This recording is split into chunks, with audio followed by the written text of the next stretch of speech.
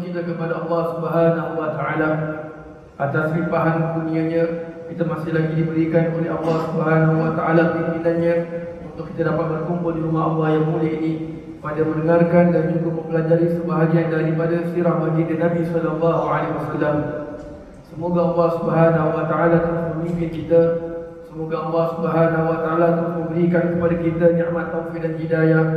Semoga Allah Subhanahu wa taala terus memberikan kepada kita ilmu-ilmu yang bermanfaat, ilmu yang menambahkan diri kita dekat kepada Allah Subhanahu wa taala. Dan semoga Allah Subhanahu wa taala mematikan kita semua dalam keadaan husnul khatimah. Amin ya rabbal alamin. Alhamdulillah, para jemaah yang dirahmati Allah sekalian, kita menyambung pelajaran sirah nabawiyah di mana kita masih lagi membicarakan berkenaan dengan peperangan Uhud. Dan secara ringkasnya apa yang telah kita lalui minggu lepas, bahawasanya setelah Sayyidina Abdullah bin Jubair radhiyallahu anhu yang memimpin para pemanah menasihatkan mereka untuk terus menetap di atas bukit, mereka tetap tidak memperdulikan pesanan beliau dan turun ke bawah bukit untuk mengumpulkan harta ghanimah kerana menyangka bahawa peperangan telah selesai. Namun tindakan mereka itu menjadikan peperangan yang hampir membuahkan kemenangan menjadi sebaliknya. Jadi di antara yang kita lalui minggu lepas adalah setelah mana adanya perselisihan faham di antara mereka yang menetap atau mereka yang ditugaskan di atas bukit pemanah. Sebahagian mereka mengatakan bahawa mereka menyangka bahawa peperangan telah selesai. Jadi mereka decide on their own untuk turun ke bawah bukit pemanah yang di Uhud itu untuk mengambil atau mengumpulkan harta ghanimah. Tetapi Sayyidina Abdullah bin Jubair radhiyallahu anhu selaku ketua pemanah di atas bukit tersebut melarang mereka untuk melakukan sedemikian, tetapi mereka tidak mempedulikan. Subhanallah, langsung turunlah sejumlah besar. Ada yang mengatakan 40 orang, yang asalnya 50 orang, turun 40 tinggal 10 di atas. Ada yang mengatakan lebih dari 40 orang yang turun daripada bukit pemanah itu lalu untuk mengumpulkan harta ghanimah. Jadi kesilapan mereka ketika itu menukarkan peperangan Uhud yang hampir menyebelahi pihak kaum muslimin ketika itu menjadi sebaliknya. Baik, kenapa kita mengatakan bahawa sudah menjadi hampir sebaliknya? Kerana kemenangan itu sudah hampir, kerana bendera orang-orang musyrikin sudah jatuh. Tidak ada orang-orang dari Bani Abdiddar yang mahu memegang bendera kaum musyrikin lagi. Kerana mereka tahu kalau mereka pegang bendera itu, mereka akan diserang oleh orang-orang Islam. Jadi kemenangan sudah hampir. Tetapi kerana tindakan 40 pemanah yang berada di atas bukit pemanah itu menjadikan kemenangan itu menjadi sebaliknya. Ketika itu tentera berkuda yang diketuai oleh Sayyidina Khalid bin Al-Walid radhiyallahu anhu yang belum memeluk Islam ketika itu melihat dari tempat mereka bahawa sebahagian besar dari pemanah-pemanah yang menjaga bukit tersebut sudah meninggalkan tempatnya masing-masing kecuali sedikit. Maka beliau langsung mengarahkan pasukannya seramai 200 orang untuk menyerang kaum muslimin dari arah belakang bukit. Jadi kita telah mendengarkan minggu lepas bahawasanya Sayyidina Khalid bin Al-Walid radhiyallahu anhu ketika itu bersama 200 orang pasukannya, ketika mana kaum muslimin lagi menyerang orang-orang musyrikin, mereka cuba untuk ke arah bukit pemanah tersebut tetapi gagal. Kerana bukit pemanah itu dijaga, dikawal rapi oleh 50 pemanah. Jadi dalam ketika yang lain bermakna Sayyidina Khalid bin Al-Walid radhiyallahu anhu dah aiming for that bukit. Kerana beliau tahu bahawa bukit itu adalah tempatnya very strategik. Jadi bila beliau nampak orang-orang yang berada di atas bukit telah turun, maka beliau langsung mengarahkan pasukannya seramai 200 orang untuk menyerang kaum muslimin dari arah belakang bukit. Jadi kalau sudah serang daripada arah belakang, memang tidak nampak. Baik. Setelah membunuh mereka yang berada di atas bukit itu, termasuk Sayyidina Abdullah bin Jubair radhiyallahu anhu, beliau mengarahkan pasukannya untuk menyerang kaum muslimin dari arah belakang sehingga membuat suasana peperangan menjadi genting. Ketika itu pasukan kaum muslimin mula menjadi bingung serta didesak dengan hebat.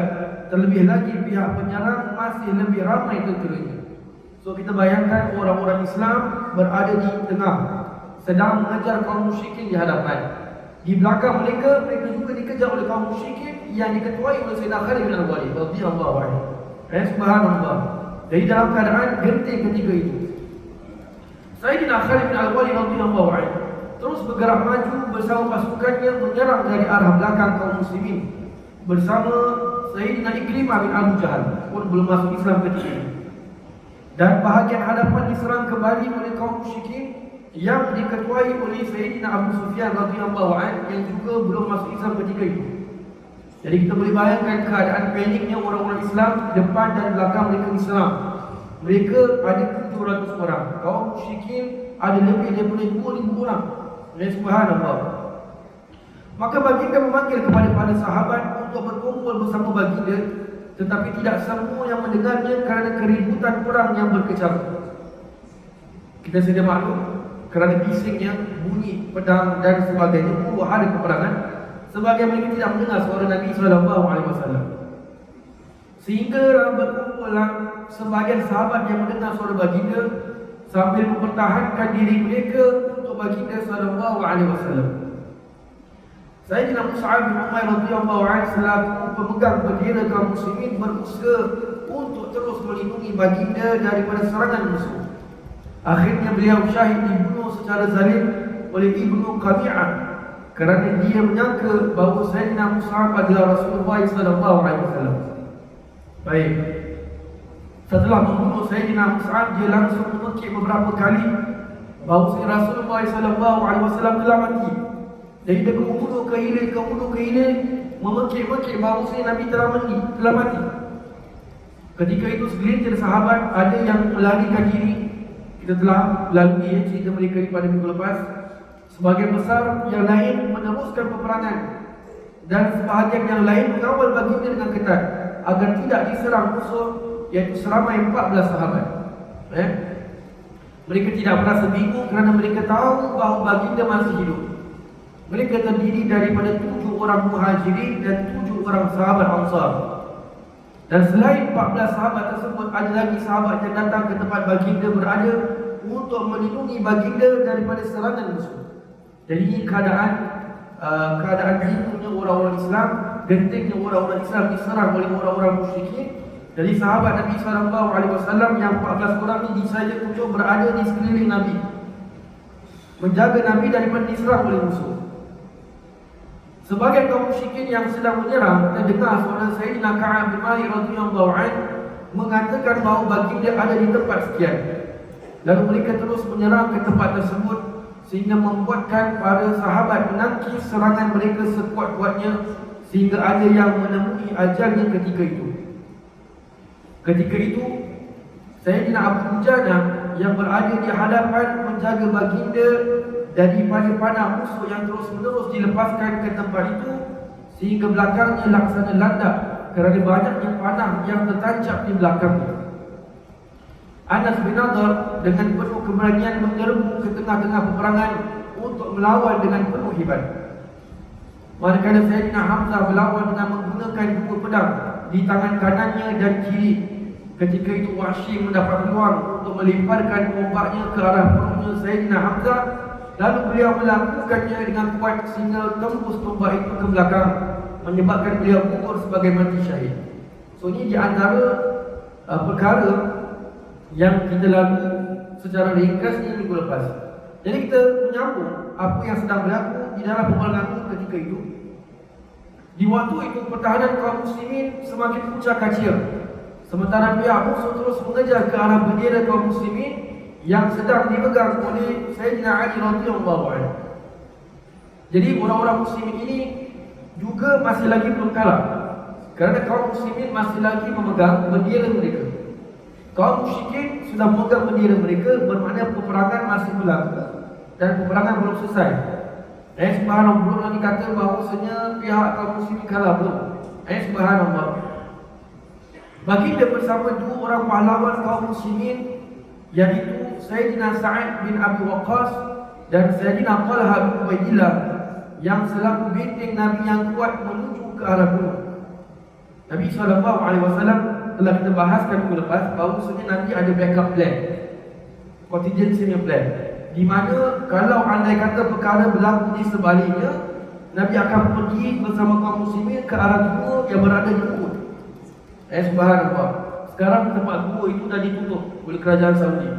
Dahulu orang-orang yang datang ke Uhud boleh pergi ke gua tersebut. Di situ ada tempat jatuhnya darah Nabi sallallahu alaihi wasallam dan terus wangi di tempat tersebut.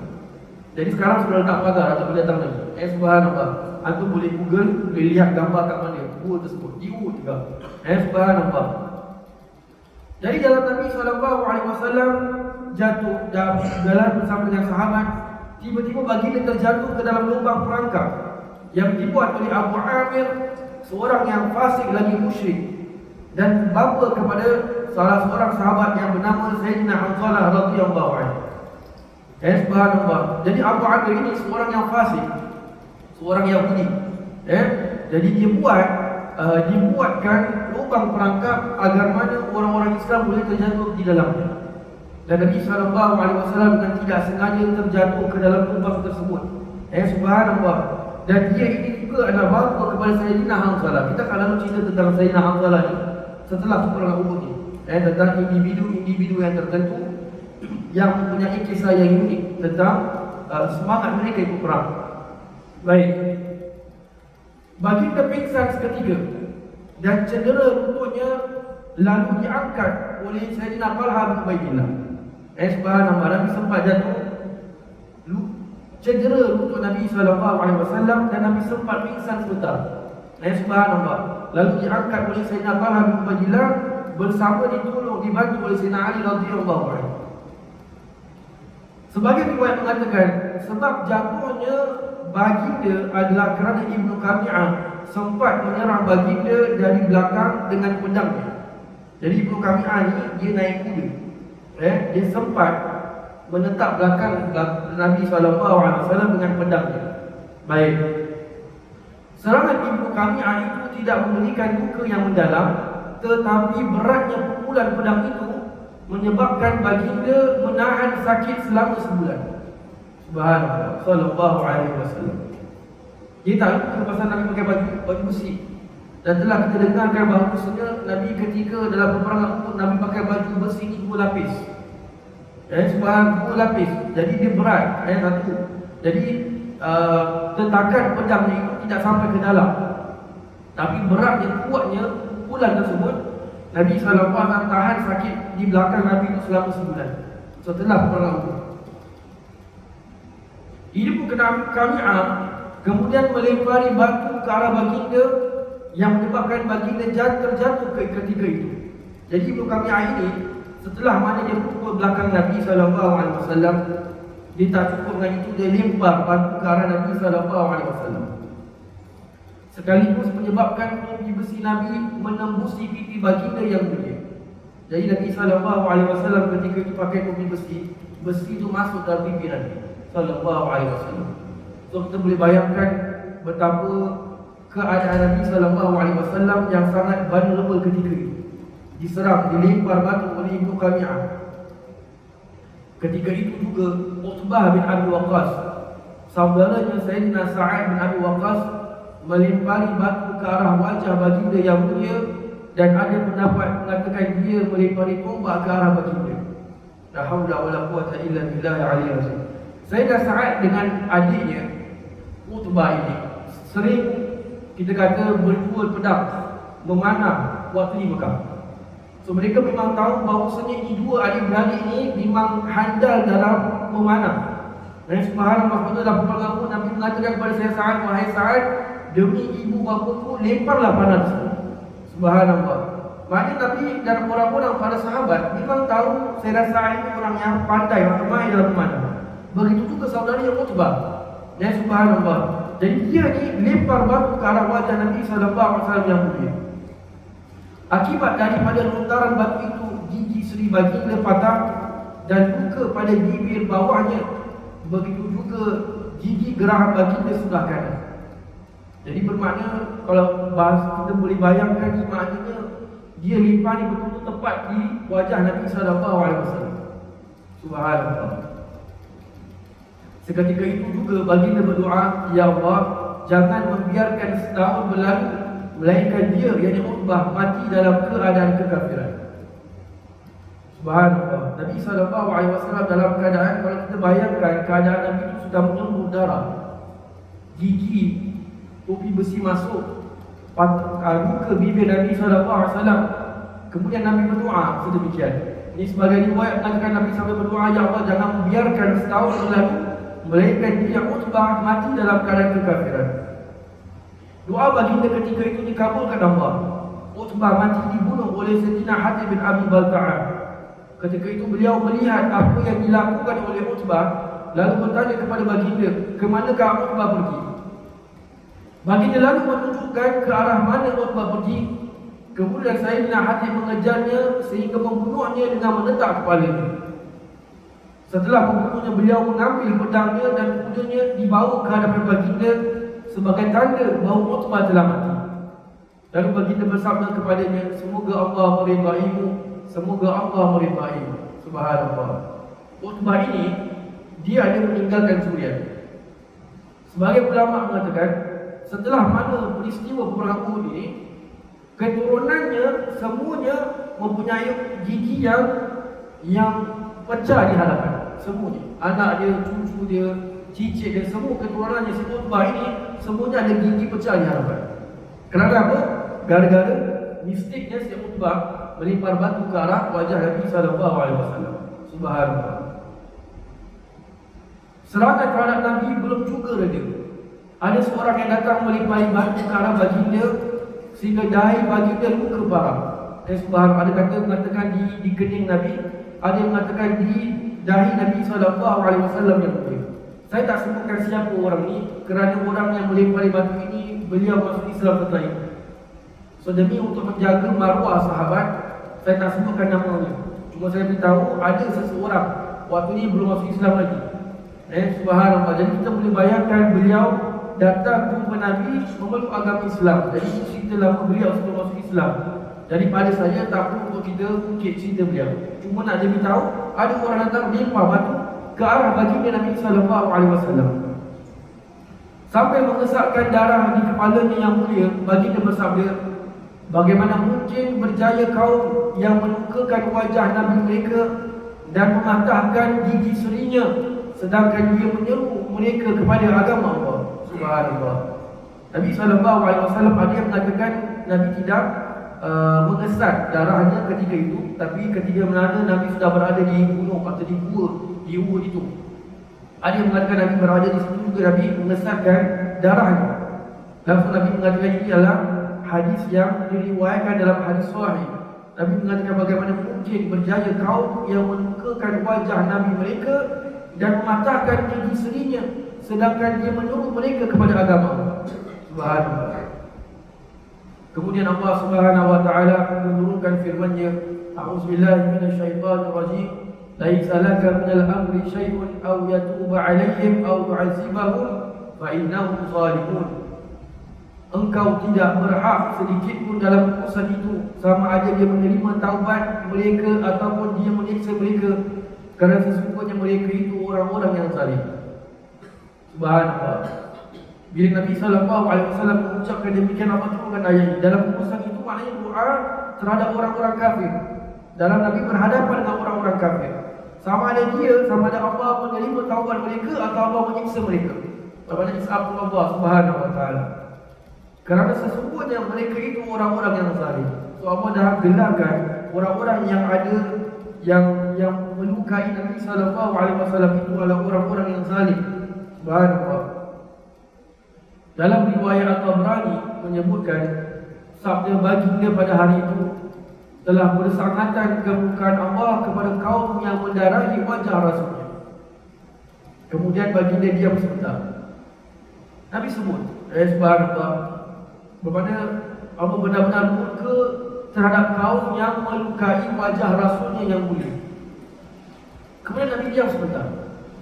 Nabi diam sebentar untuk beberapa seketika. Kemudian Nabi menyambung. Kemudian baginda berdoa, ya Allah, ampunilah kaumku kerana mereka tidak mengetahui. Subhanallah. Sabda baginda ini juga diriwayatkan oleh Imam Muslim dalam Sahihnya. Subhanallah sallallahu alaihi wasallam.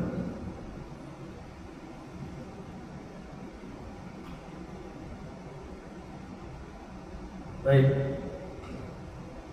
Dalam keadaan berlumur darah, ketika sedang mengesat darah baginda, datang seorang sahabat yang bernama Sayyidina Malik bin Sinan Al-Khudri, bapa kepada Sayyidina Abu Sa'id Al-Khudri radhiyallahu anhu.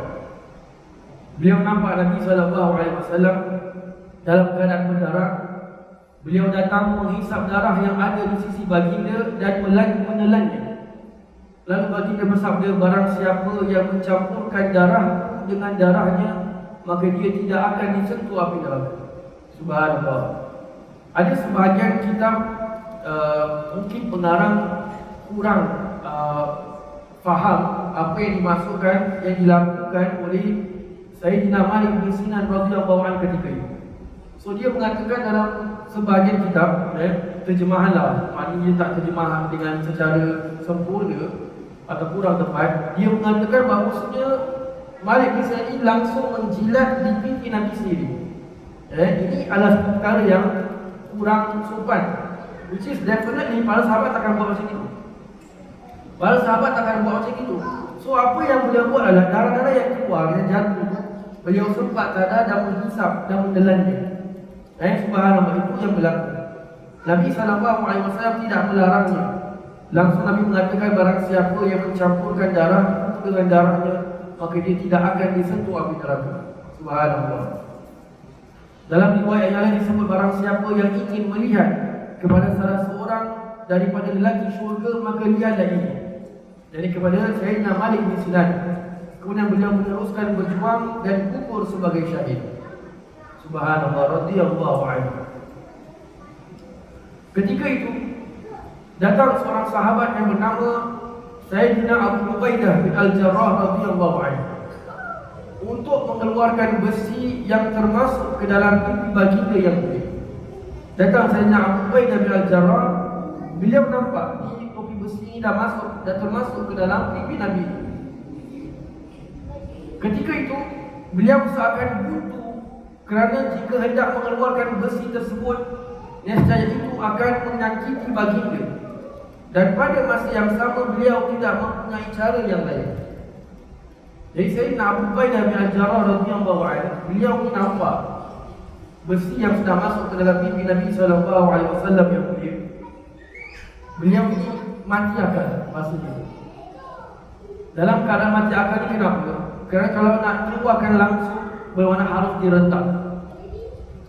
Harus direntak tali itu atau besi itu keluar daripada pipi Nabi sallallahu alaihi wasallam. Tapi persoalannya kalau direntak, maka perkara itu akan menyakiti Nabi sallallahu alaihi wasallam.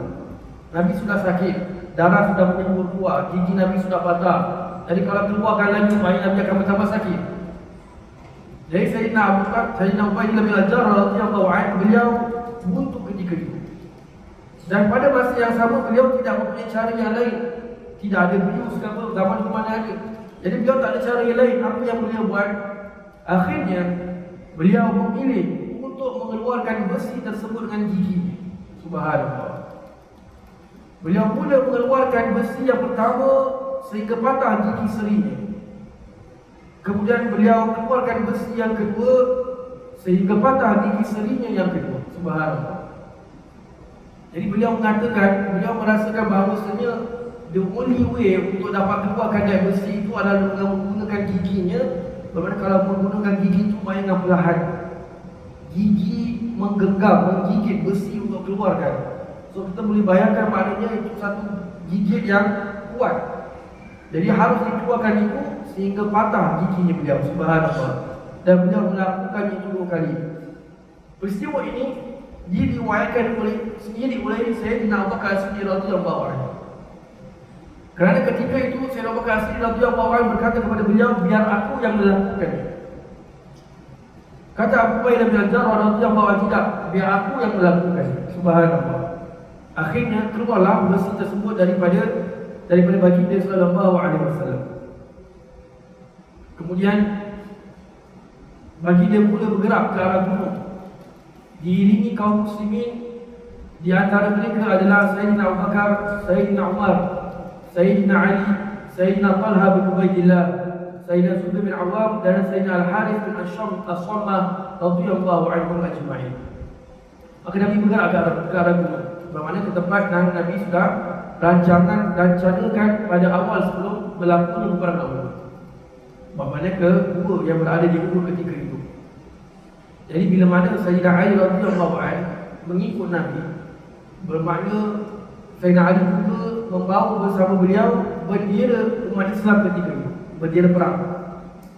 Naik bersama Nabi sallallahu alaihi wasallam. Ketika mereka sedang berjalan, tiba-tiba mereka diserang oleh seorang musyrik yang bernama Ubay bin Khalaf. Ubay bin Khalaf ini, dia nampak dia ni orang yang kuat, yang menaiki kudanya. Dia nampak bahawa bendera sedang bergerak ke atas. Saya sebenarnya memang sudah nak nak kongsikan gambar ya. So kita dapat visualize macam mana Nabi naik ke atas. Tapi mungkin terlupa, saya lupa nak masukkan di sini, atau mungkin slide tadi, wallahu a'lam. Jadi Ubay bin Khalaf nampak, maka dipanggil orang-orang musyrikin untuk kejar orang-orang Islam yang sedang naik ke atas gunung. Pada saat itu, Ubay bin Khalaf, seorang musuh dari kaum musyrikin terhadap Nabi sallallahu alaihi wasallam dan Islam, datang dengan mengenakan baju besinya yang lengkap, bersama kudanya menuju ke tempat baginda berada, bertujuan untuk membunuh Nabi. Jadi Ubay bin Khalaf ini, dia ni memang dendam dengan Nabi daripada zaman Mekah lagi. Dia mendendam, subhanallah. Jadi bila dia nampak Nabi SAW, nampak orang-orang Islam sedang menuju ke atas, dia tahu Nabi ada di sisi mereka. Ketika dia mendekati tempat yang dipertahankan oleh para sahabat Nabi yang berani, dia langsung melompat, ingin menyerang Nabi dengan pedangnya. Jadi dia berani ni. Dia tahu di hadapan Nabi ni ada sahabat-sahabat Nabi yang memang pahlawan. Sayyidina Zubair bin Awam radhiyallahu anhu, Sayyidina Sa'ad bin Abi Waqqas radhiyallahu anhu, Sayyidina Talha bin Ubaidillah radhiyallahu anhu. Ini semua Nabi punya bodyguard. Subhanallah, tapi ini Ubay bin Khalaf ni kerana dendam dia kuat, dia sanggup melompat kerana menyerang Nabi sallallahu alaihi wasallam. Namun serangan itu berhasil ditangkis oleh salah seorang sahabat yang ada di situ. Namun kemudian sahabat tersebut dibunuh oleh Ubay. Dan Ubay sempat membunuh sahabat tersebut. Maka dengan sempurna Ubay berkata, di manakah orang yang mengaku dirinya Nabi itu?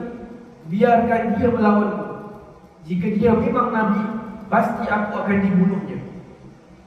Ubay berulang kali mengungkapkan itu kerana benar-benar ingin membunuh Nabi sallallahu alaihi wasallam. Jadi Ubay melihat dalam keadaan Nabi itu dikawal atau dikelilingi oleh para sahabat radhiyallahu anhu, Ubay ini tidak boleh nak terus menyerang. Jadi dia mencari Nabi sallallahu alaihi wasallam sambil mengatakan, jika itu benar seorang Nabi, maka pasti aku akan dibunuh olehnya.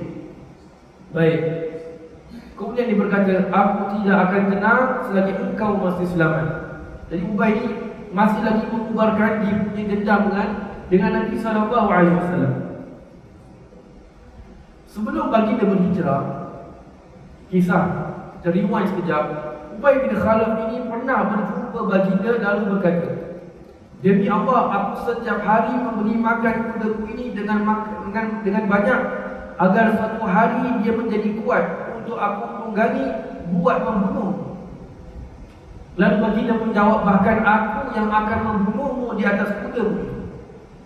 So Nabi mengatakan kepada Ubay bin Khalaf ni sengaja nak provoke Nabi SAW, nak ubah Nabi. Dia bilang, aku setiap hari kasih kuda aku makan kuat-kuat, supaya one day nanti aku dapat membunuh kau dengan kuda aku. Nabi mengatakan, bahkan aku yang akan membunuhmu di atas kudamu itu. Seolah-olah Nabi SAW sudah melihat kehadapan bahawa satu ketika Nabi akan dapat membunuh Ubay bin Khalaf. Baik. Ketika mendengar suara Ubay berteriak, kembali pada peperangan Uhud. Ketika mendengar suara Ubay berteriak dengan kesombongan seperti itu, baginda dengan tenang memerintahkan kepada para sahabat untuk tidak bertindak apa-apa dan membiarkannya. Sahabat Nabi SAW yang usual sudah mula tak bertindak, kerana yang berada di hadapan Nabi ini bukan sebarang orang. Sahabat yang tidak kisahkan nyawa mereka melayang asalkan pastikan Nabi selamat. Subhanallah. Jadi mereka sudah bersiap nak pergi serang ni Ubay bin Khalaf. Maka Nabi mengatakan pada mereka untuk tidak bertindak dan biarkan Ubay ini berteriak. Biarkan Ubay ini pergi mengungkapkan kata-kata kesombongan dia. Baik. Kemudian apabila dia makin mendekat, baginda mengambil sebuah tombak milik Al-Harith bin As-Sammah, lalu melontarkan ke arah Ubay sehingga melukai lehernya yang sebelah kanan. So Nabi SAW apabila melihat Ubay bin Khalaf ini makin nak mendekat, dia masih lagi nak menyerang Nabi SAW, Nabi sempat capai tombaknya milik Al-Harith bin As-Sammah lalu melempar ke arahnya. Dan tombak itu hanya melukai lehernya sebelah kanan, mukanya. Tapi luka di lehernya itu betul-betul kena pada vital point, pada si Ubay bin Khalaf. Subhanallah. Lukanya itu membuat Ubay jatuh dari kudanya. Lalu dia berlari ke arah musyrikin sambil berteriak, Nabi telah membunuhku, Nabi telah membunuhku. Subhanallah. Sedangkan dia baru kena luka. Tombak tu hanya kena sedikit saja di lehernya. Jadi dia mengatakan bahawa Nabi telah membunuhnya, Nabi telah membunuhnya. Kaum musyrikin yang datang menemuinya melihat kepada luka tersebut dan memberitahunya bahawa itu hanyalah luka saja, bukan tentakan pedang yang dapat membunuh. Banyak orang-orang musyrikin mengatakan kau ni tak payah nak exaggerate. Subhanallah, kena luka je, tombak kena luka je, tak ada apa-apa lah. Bahasa kita macam itulah, tak payah nak exaggerate. Subhanallah. Jadi itu yang berlaku pada Ubay bin Khalaf.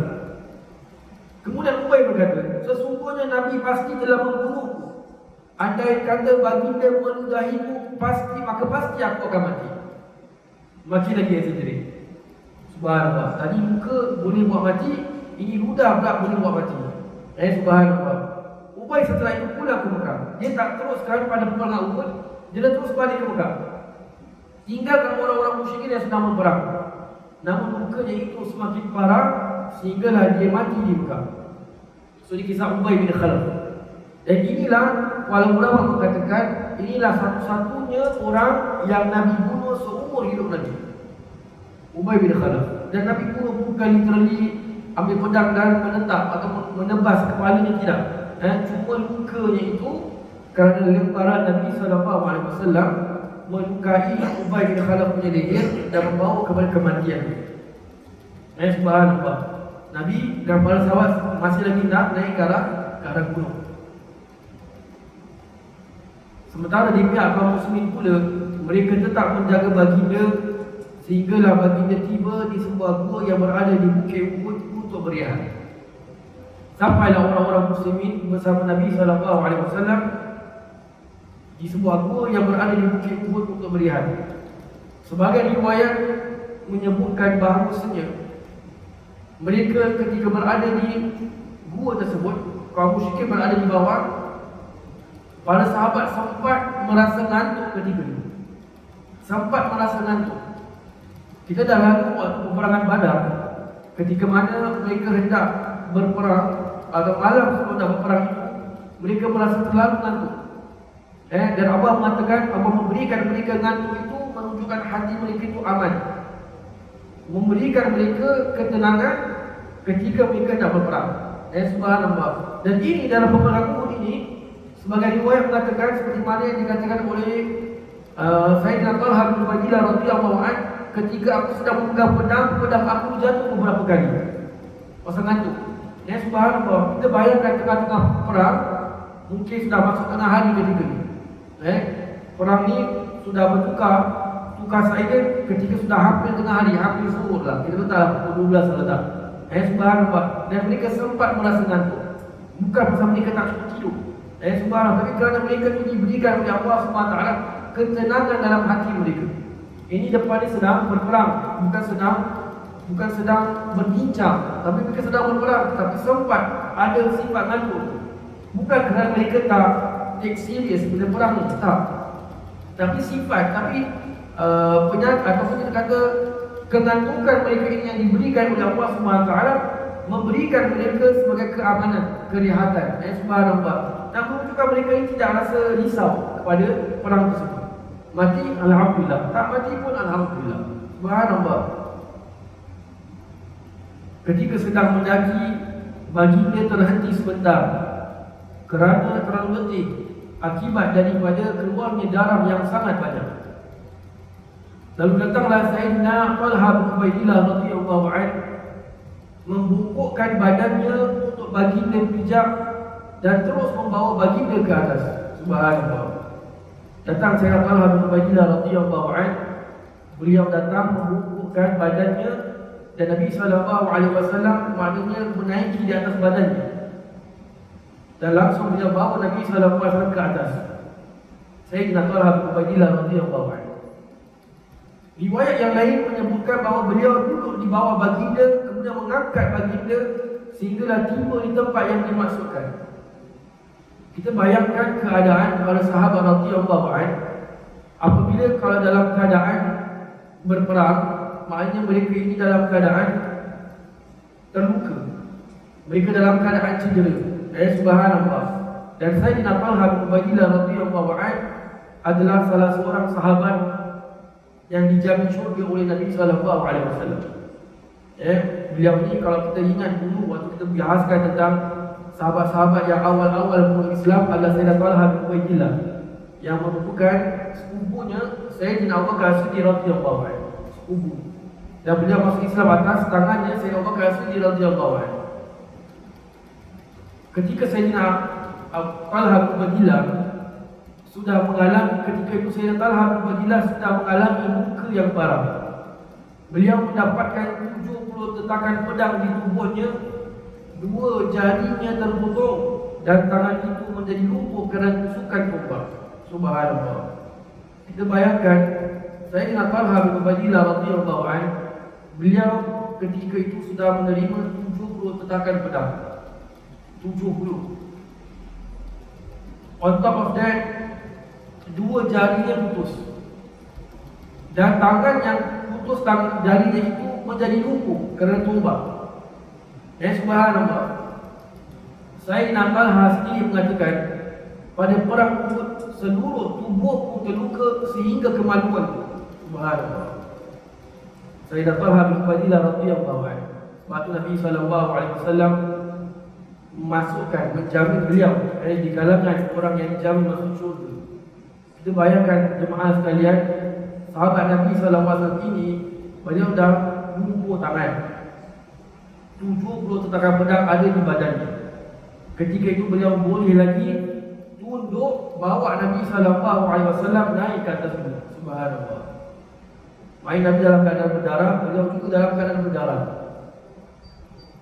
Di dalam Al-Bukhari, Qais bin Al-Abi Hizam berkata, aku sempat melihat tangannya Talha menjadi lumpuh ketika beliau melindungi Nabi SAW. Oleh kerana darah yang begitu banyak mengalir, beliau jatuh pingsan. Jadi Nabi SAW ketika sudah terjatuh ke dalam lubang, diangkat kembali oleh Sayyidina Talha bin Ubaidillah radhiyallahu anhu. Beliau terus membentengi Nabi SAW daripada serangan musuh sehingga beliau pingsan. Sahabat ingat beliau dah syahid. Sahabat ingat beliau dah syahid. Subhanallah. Sayyidina Abu Bakar radhiyallahu anhu datang dan menyirami air ke wajahnya. Lalu beliau sedar kembali kemudian langsung bertanya bagaimanakah keadaan baginda sallallahu alaihi wasallam. Pasal last yang dia tahu Nabi jatuh dan diangkat. Kemudian beliau pingsan. Subhanallah. Ini adalah Sayyidina Talha bin Ubaidillah radhiyallahu anhu. Sayyidina Abu Bakar berkata baginda dalam keadaan baik dan baginda lah yang menghantar aku ke sini. Subhanallah. Jadi sewaktu Sayyidina Abu Bakar As-Siddiq radhiyallahu datang kepada Nabi sallallahu alaihi wasallam bersama Sayyidina Ali, maka Nabi mengatakan kepada Sayyidina Abu Bakar dan Sayyidina Ali untuk membela atau membantu Sayyidina Talha bin Ubaidillah. Nabi sallallahu alaihi wasallam bersabda tentang beliau di Uhud, barang siapa yang suka melihat seorang yang syahid yang masih berjalan di atas muka bumi ini, maka lihatlah kepada Talha bin Ubaidillah. Subhanallah radhiyallahu anhu. Jadi kita boleh bayangkan beliau ni di antara para sahabat yang memang ahli pemanah. Memang ahli pemanah. Subhanallah. Jadi beliau ni memang mempunyai keahlian. Oleh sebab itu beliau tahu bahawa beliau boleh membela membimbing Nabi SAW daripada serangan musuh. Jadi Nabi SAW bila melihat keadaan yang Sayyidina Talha bin Ubaidillah ketika itu, sudah terpotong jarinya, sudah ditetak 70 tetakan, subhanallah, sampai lumpuh tangannya. Nabi mengatakan bahawasanya Talha bin Ubaidillah ini adalah seorang yang syahid tapi masih berjalan di atas muka bumi. Bermakna untuk manusia biasa dah matilah ketika itu. Subhanallah. Dan ketika beliau sudah meletakkan baginda di sebuah gua di Uhud, baginda sempat bersandar dan kemudian bersabda kepada beliau, Talha berhak mendapat syurga ketika beliau melakukan apa yang telah beliau lakukan. Subhanallah. Wajabat lahu jannah, kata Nabi. Adalah riwayat yang mengatakan wajabat, dia wajib. Bila Nabi SAW mengatakan dia punya wajib mendapat syurga, bermakna Nabi jamin beliau masuk syurga.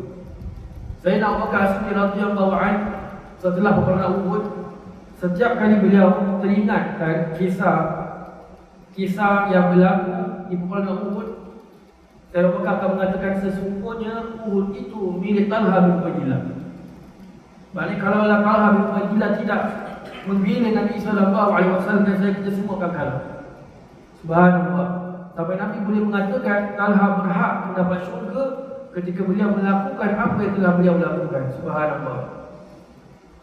Ketika itu Sayyidina Talha sempat menjadi timpang kerana serangan musuh. Namun ketika baginda berada di atasnya, beliau berjalan seperti biasa kerana menjaga adab beliau terhadap Nabi, sehingga akhirnya kaki beliau pulih seperti biasa.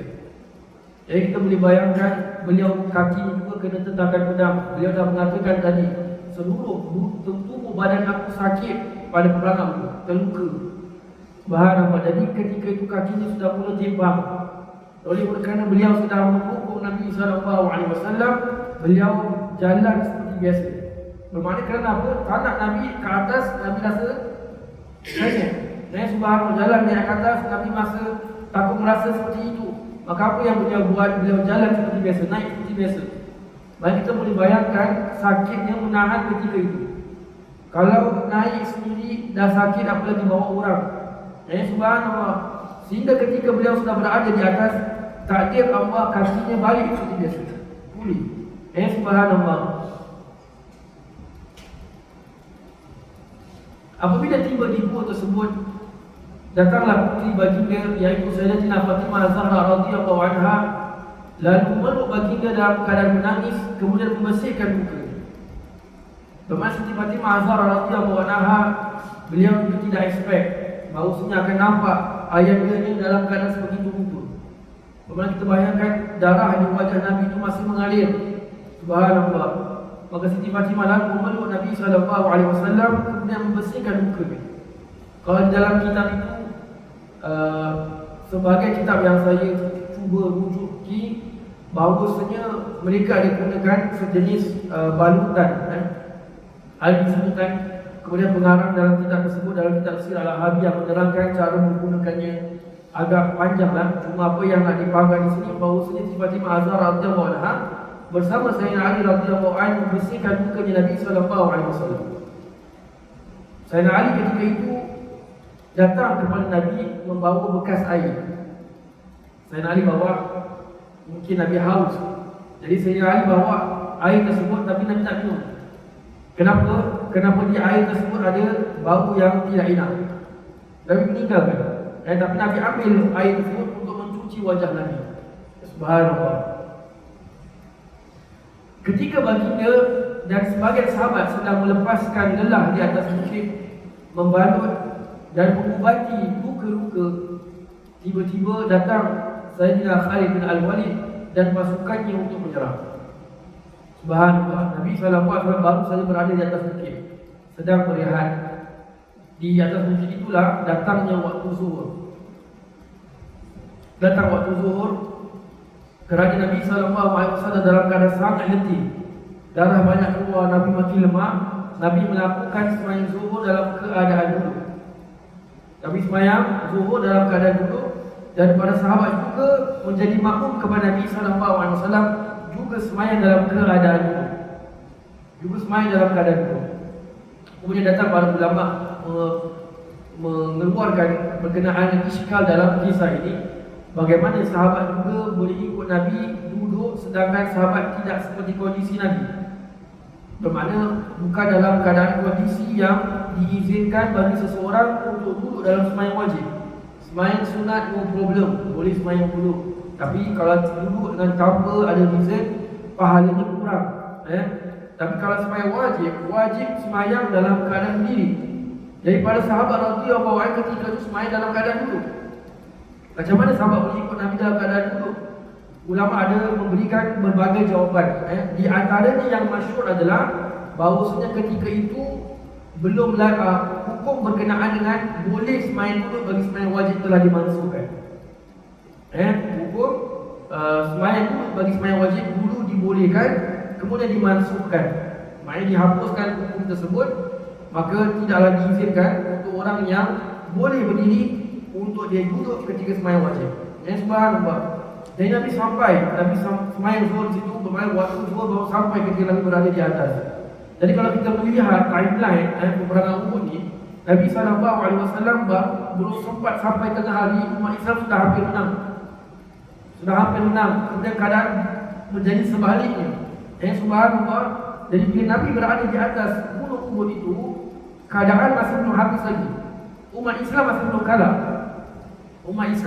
belum kalah. Kerana bendera masih lagi dipegang. Subhanallah, bendera masih lagi dipegang oleh kaum muslimin ketika itu. Maka sebab itu Nabi SAW masih lagi sempat bersama dengan para sahabat. Nabi lakukan sembahyang zuhur berjamaah dengan para sahabat. Kemudian ketika itulah Nabi SAW diserang oleh Sayyidina Al-Khalid bin Al-Walid radhiyallahu anhu yang belum masuk Islam ketika itu. Melihatkan itu, Sayyidina Umar langsung mengarahkan pasukannya sehingga akhirnya Sayyidina Khalid mundur diri. Jadi Nabi SAW apabila melihat Sayyidina Khalid sudah berada di atas, nak menyerang dari atas, Nabi mengatakan ketika itu tidak patut bagi orang-orang seperti ini berada di atas kita. Kata Nabi ketika itu. Subhanallah. Nabi berdoa dan sebagai riwayat mengatakan Nabi berdoa, ya Allah, tidak patut bagi mereka ini untuk berada di atas kami. Langsung Sayyidina Umar radhiyallahu anhu mengarahkan pasukannya, kemudian Sayyidina Khalid mengundurkan diri, turun. Jadi bila Sayyidina Khalid turun, mengundurkan diri, kaum musyrikin juga ikut turun. Bila orang-orang musyrikin sudah turun, Nabi SAW sempat mengatur kembali posisi orang-orang Islam. Bermakna untuk kita punya pahaman, maknanya umat Islam atau para sahabat ketika itu yang ikut sudah tidak ramai. Ada ratusan, tapi tak ramai seperti sebelum berlakunya peperangan Uhud. Subhanallah, lebih daripada 70 sahabat Nabi yang syahid dalam peperangan Uhud. Subhanallah. Jadi saya akan turun dan bergabung dengan orang-orang musyrikin yang lain yang berada di kaki bukit ketika itu. Subhanallah. Jemaah yang dirahmati Allah sekalian, nampaknya cerita berkenaan yang perang Uhud ni belum habis lagi. Subhanallah. Jadi kita terpaksa berhenti di sini kerana waktu Isyak sudah masuk. Jadi insya-Allah kita akan ikuti kelas Sirah Nabawiyah kita ini selama 2 minggu. Kita akan menyambung pada minggu yang ketiga insya-Allah. Berdoa dan tasbih kafarah majlis.